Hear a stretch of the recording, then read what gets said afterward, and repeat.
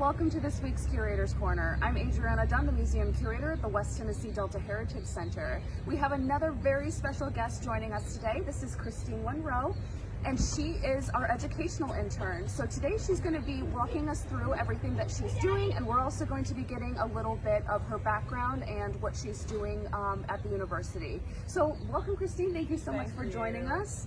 So Christine, first off, tell us where you're from. So I'm from around here.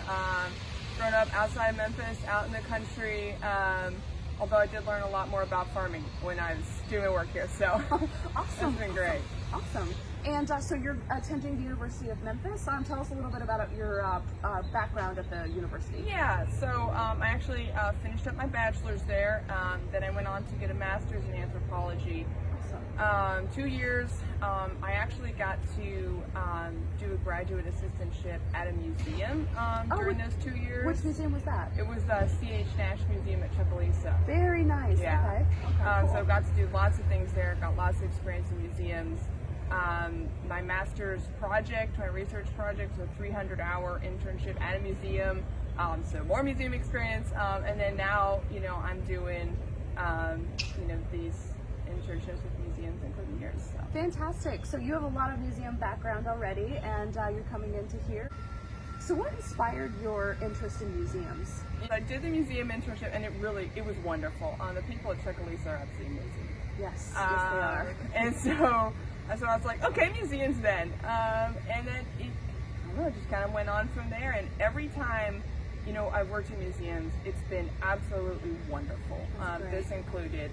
Sometimes I hated my schoolwork, but I always loved working in museums. And I figured, well, if real life is great, then once I get out of school, I'll be fine. Yeah, exactly. And I mean, we do have to go through the schooling of it, but once, it's well worth it once you get to that point where you can work in a museum. And you need it. I mean, I learned so many things I needed to know. Yeah, for sure.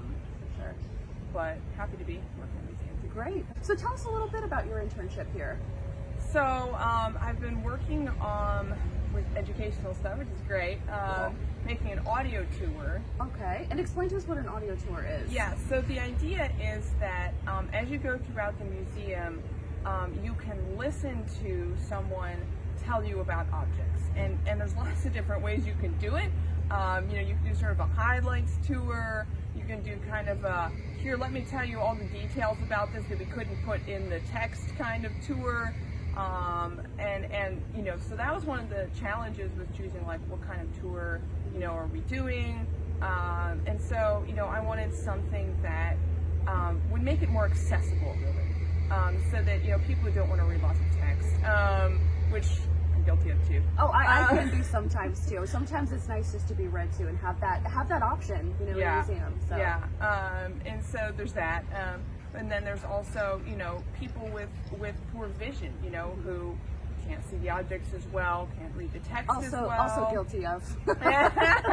Yeah, I mean, it's true.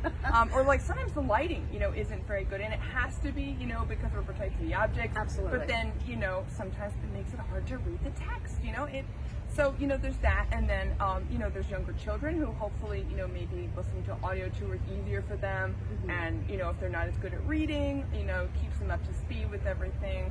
And also, people whose first language is in English, it's much easier to not have to, slide through lots of text. Definitely.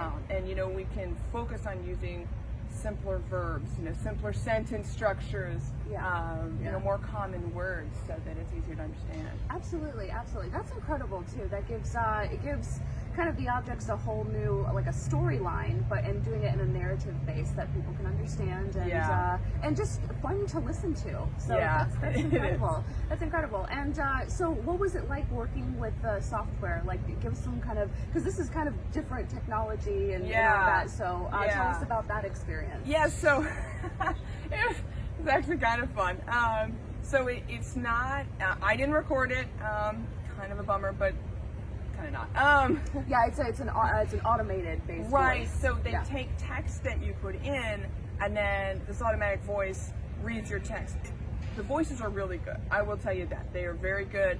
We have a male and a female voice. I would write, try and write like relatively short, relatively simple, and then you know, I maybe, if I was like, okay, I wrote way too much, but I just need to get all my thoughts out, you know, then I'd go, I edited as short as I could think I could make it, and then the rest of the editing would be plugging it in, listening to it, well, that sounded bad, going back, editing, plugging the new edit in, and over and over, and Yeah.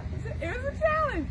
It was really fun. Well, I'm sure it's come out great, and so you had to do a lot of research on the objects then too. Oh yeah. Yeah. So tell us a little bit about that. Okay, well, one of my favorite things to research really was in the farming, the cotton room.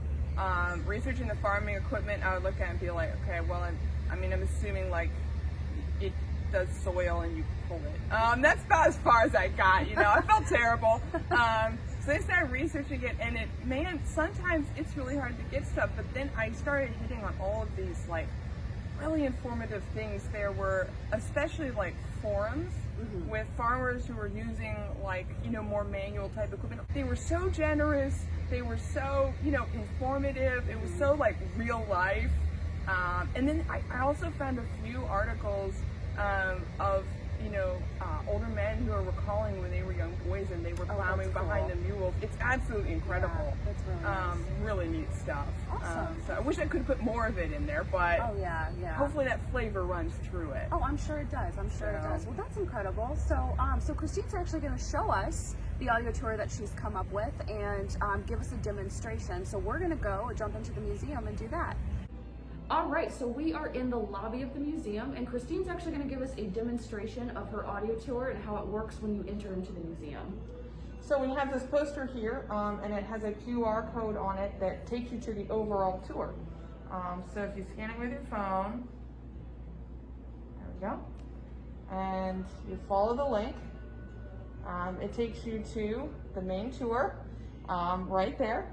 And you've got a picture of the museum and an introduction and a map and then all the tour stops. So cool. Right there. All right. Well, let's go see what one of them, or we're going to give her an example of one of her audio tour QR codes that is on the object. So let's take a look. All right, so we are in the cotton room right now, and Christine is going to give us a demonstration of one of the objects on her audio tour. So I'm going to have Christine take it away. All right, so this is our giant cotton gin model. It's got a QR code right here. You can scan this, go to that link, and it takes you right to that specific tour segment on your phone. And then, let me show you a little bit, and then you can play it and you can hear it. This colorful model of a farm in cotton gin was handmade and painted by Daryl Cox. It is 32. So that's pretty cool. You can either look at the overall tour, or as you're going around the museum, you know, when you see the QR codes, you can scan them and they're like, oh, on this specific object.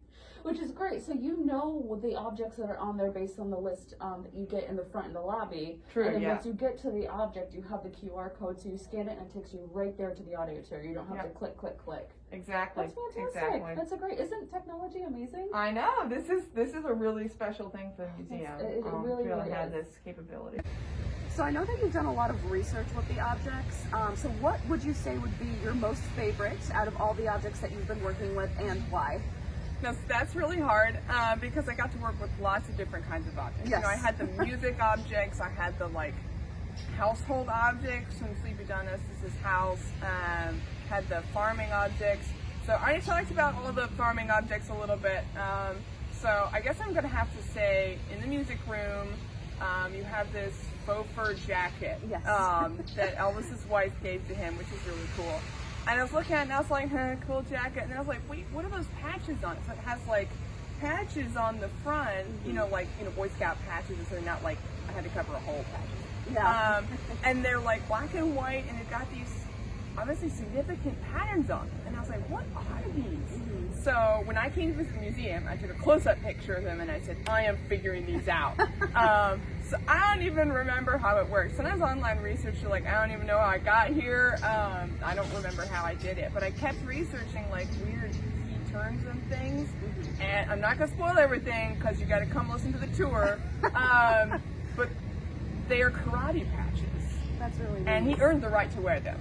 So that's as much as I'm going to say. You have to come to hear the rest of the story. Oh, man. Oh, and I was like, no one ever told me this at all. That's really neat. So Well, it is Yeah, fun. I guess you're gonna have to come and actually experience the Auditorio for yourself in order to see what's going on. So, and I can't wait to get back there and see what that's all about.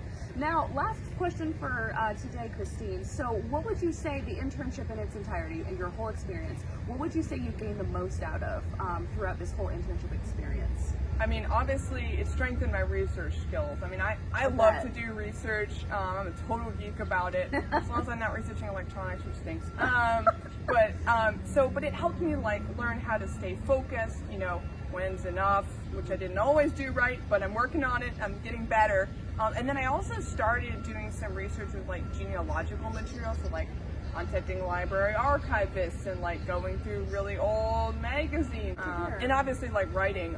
I learned so much about my writing. Christine has written over 40 different object scripts for the audio tour, so I'd say that you're probably an expert now at like the English grammar and English language. I can catch myself a lot good. faster. I'm like, whoa, that was passive voice. Don't use the like. You know, yeah. You've done a thesis on the object, and then you have to write, 200 words, and you're like, yeah, so this is good practice. It's great practice. Really good. Yeah, and you may write it as somebody who completely understands what the object is, but that doesn't mean the rest of the world does. And that's its own talent, which you've done successfully, and we're really glad to have had you here. So, well, thank you, Christine, so much for being here and working as an intern with us, and we've really appreciated all the great work that you've done. So, so thank you so much for everybody tuning in to this week's Curator's Corner, and we will see you again next week.